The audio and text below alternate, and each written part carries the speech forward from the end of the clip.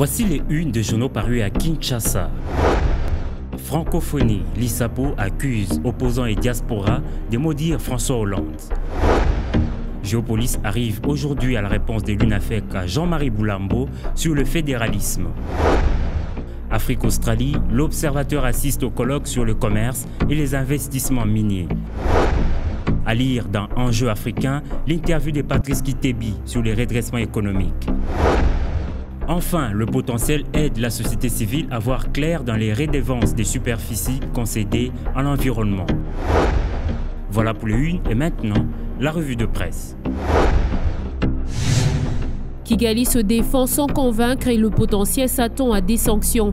La ligne de défense du Rwanda n'a convaincu personne au Conseil de sécurité. La réplique de 130 pages présentée par Louise Mushikwabo n'a pas pu distraire la lucidité des membres qui ont réservé une fin de non-recevoir à cette augmentation conçue d'un tissu de contre-vérité. Les violations documentées par les experts des Nations Unies sont jugées par le confrère indémontrables. Les sanctions diplomatiques et les poursuites pénales sont attendues dans le tout prochain jour.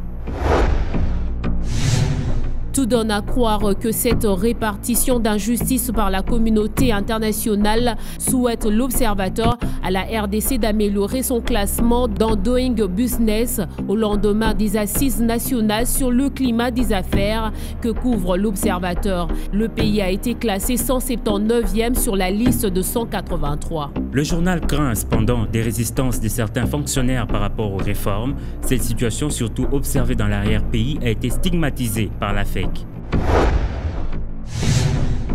Le patronat est invité par ailleurs à la suite de la prospérité à se méfier des engrais chimiques dans la sémence, en ce sens qui présentent un danger pour la santé des Congolais. Nombreux en RDC, rappellent la consoeur, ne respectent pas la quantité à placer dans le champ.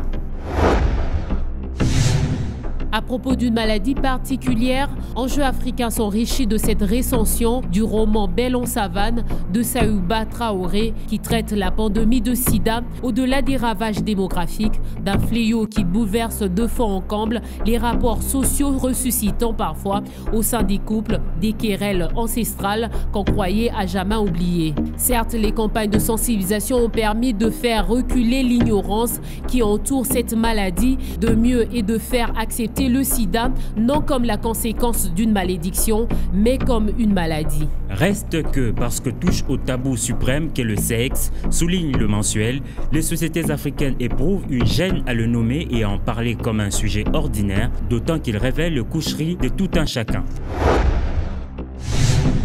De l'espèce humaine à l'espèce animale, l'ISAPO défend le jardin zoologique de Kinshasa qui refuse de mourir. Sur les 3500 espèces, à l'ouverture en 1938, seules 175 résistent. Notamment énumère l'hebdomadaire des tourtelles, des porcs épics, des chats sauvages, des marabouts africains, des vautours palmistes, des aigles, des chacals, un python qui consomme 3 poulets par semaine.